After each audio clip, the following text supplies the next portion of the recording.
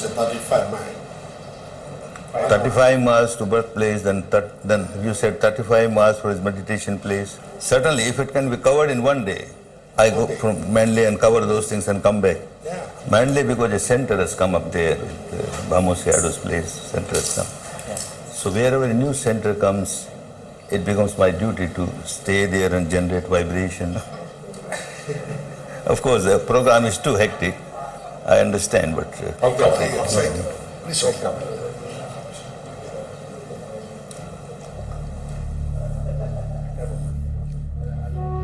And then, 800 years ago, one name comes up before us, Arhant Dhamma Dassi, Shin Arhant.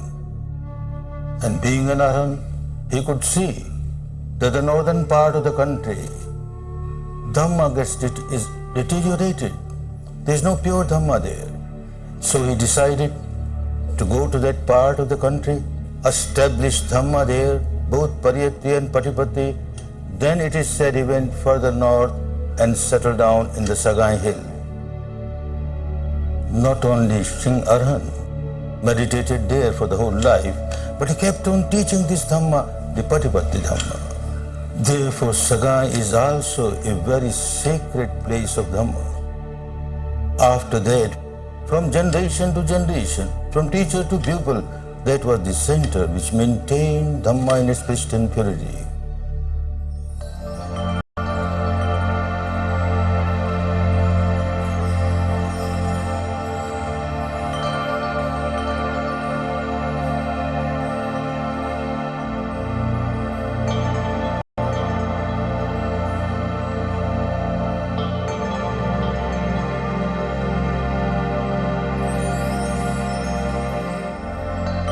The centenary seminar in Yangon was concluded, and the Dhamma tour had set out on its way up north.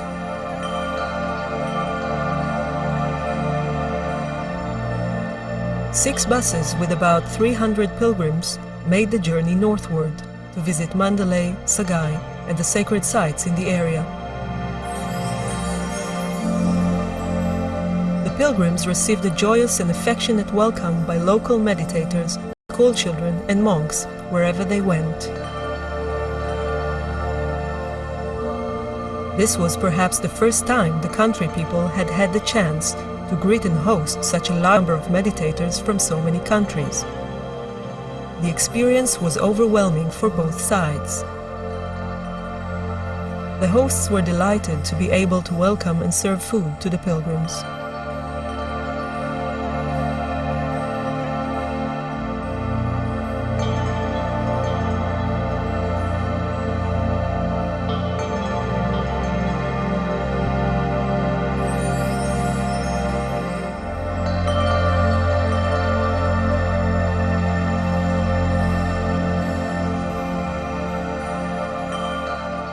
The tour had reached Mandalay, the old capital of the country, where Goenka paid a visit to the local Vipassana center.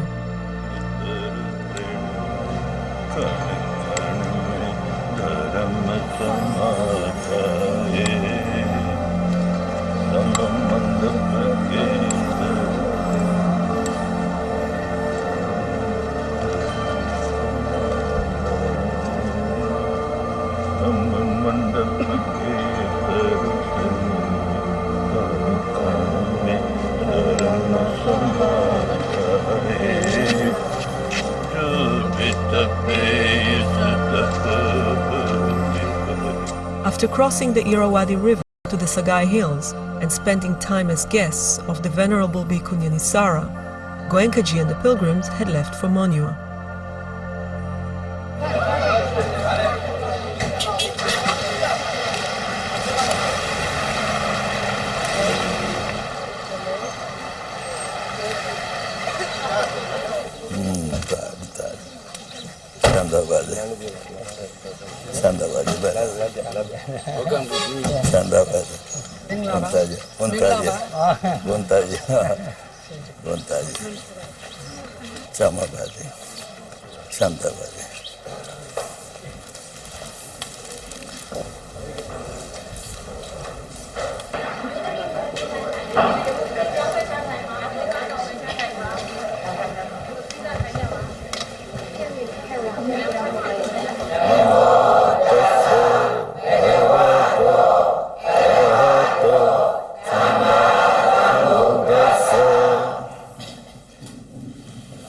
Dhamma brothers and sisters of this sacred city of Myanmar, this place became all the more sacred when about 170 years ago a wonderful personality took birth here. That was my great-grand Dhamma father, Venerable Ledi Sayadaw.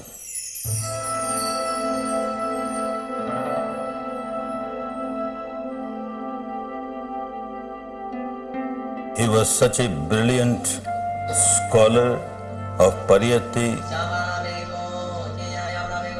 and at the same time a great saint of Patipatti.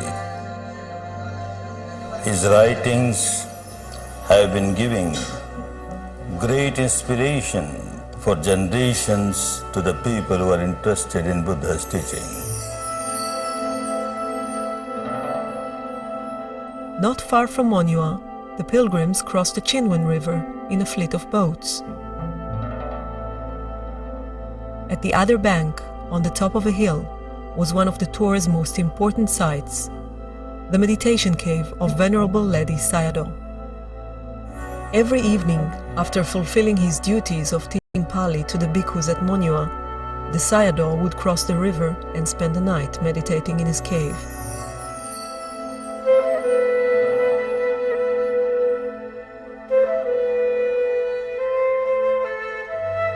He was such a far-sighted person. He could see that when 2,500 years are over, after the Buddha, Dhamma will spread round the world. So he made preparation for that. He could realize that in the countries where people have got respect and devotion towards Buddha, the monks are the proper people, they can teach. But in most part of the world, people have no respect for Buddha because they don't know anything about Buddha or his teaching. How will they learn the teaching of Buddha?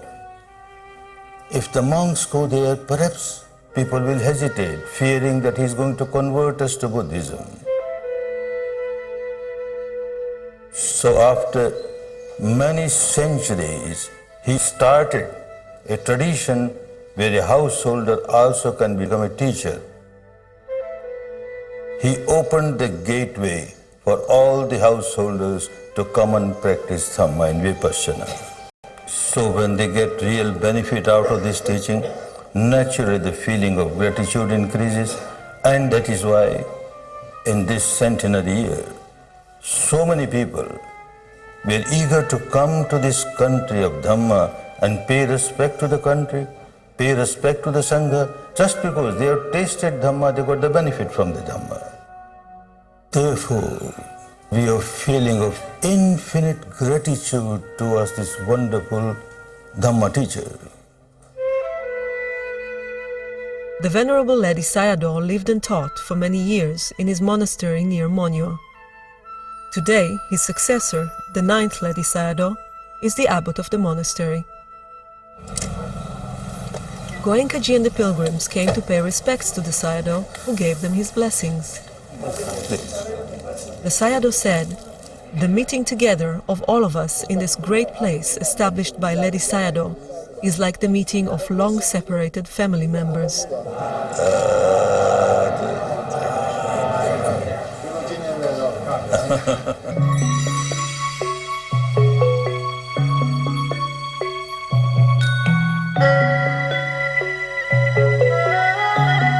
Covering hundreds of miles, Goenka and the pilgrims were trying to make best use of the limited time available. They stopped at famous pagodas, such as the stupa on the balancing rock at Chetyo, and places of meditation where past teachers of Vipassana practiced the technique of liberation.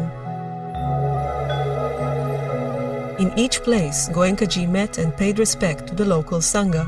A wholesome life, good for you. Public talks were organized for large audiences throughout the pilgrimage. This behavior pattern deep inside at the root level of the mind, it generates addiction. Addiction not only towards alcohol or drug, etc., but addiction towards craving, towards aversion, towards ego. all kinds of impurities, one gets addicted and one keeps on multiplying them.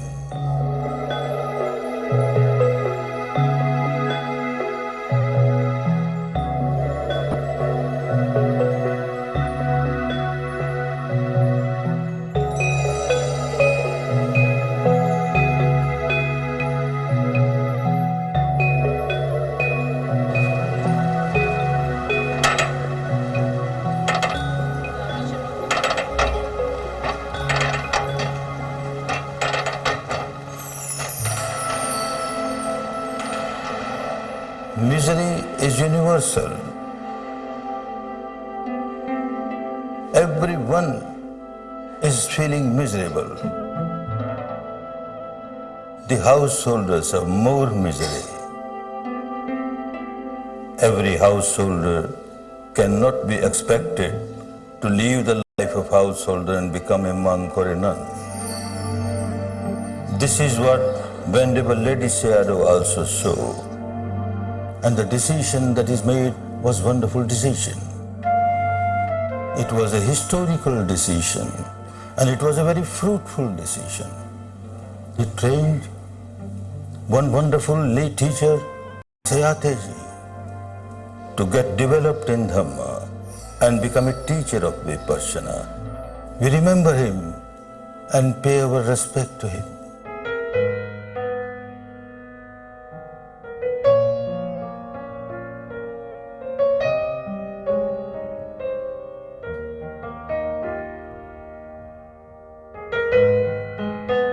Sayataji was a farmer living in a small village near Yangon.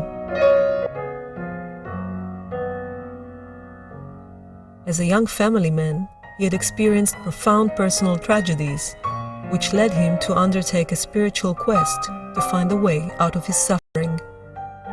After years of travel seeking a meditation teacher, Sayataji came in contact with the saintly monk Sayadaw. He spent several years as a disciple of his beloved teacher, who encouraged him to start teaching Vipassana. Sayataji returned to his village, Pyopwaji, and started a meditation center behind the family farm. The place is still there today, and Goenkaji and the pilgrims have come to pay respects and meditate there.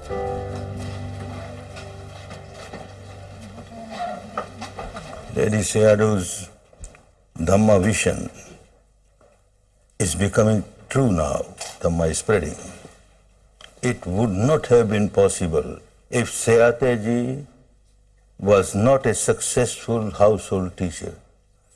Dhamma father Sayaji Ubakin personally brought me here to pay respect to this very fertile land which produces Dhamma. My grand Dhamma father, Sayataji, was also a cultivator, but he turned into a Dhamma cultivator. He started sowing seeds of Dhamma. Sayaji Ubakin came here for 7 times to meditate.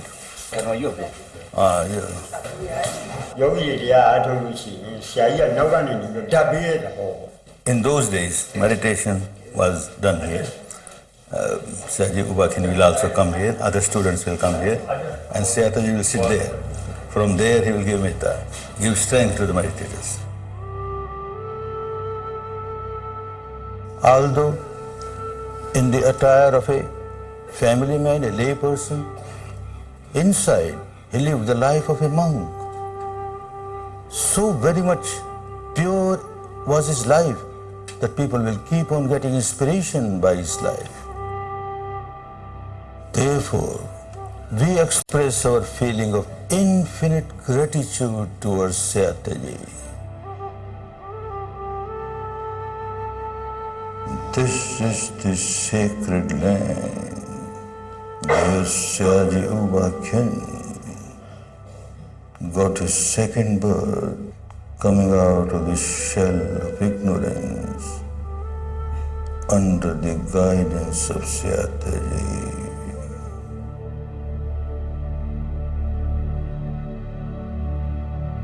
In 1937, Ubakin crossed the Yangon River on the way to Sayataji's village to take his first meditation course. From there onwards, there was no looking back. My Dhamma father, Sayadyu Wakin, used to say that the time clock of Vipassana struck. Now it must go to its country of origin, India, and from there it will spread. No one can stop that progress.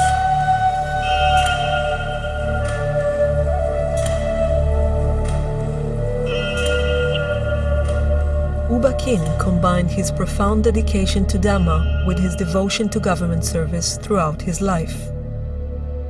He was one of the most distinguished civil servants of his time in Myanmar. On the day the country gained independence, he became the Accountant General, and for the next 2 decades he also served in a variety of government posts, sometimes holding several of them simultaneously. His efficiency and integrity were unsurpassed, but serving his country on the mundane level was not enough. He was eager to share the jewel of Vipassana and help people find the path to liberation. In 1952, he established the International Meditation Center in Yangon, where he started teaching Vipassana meditation.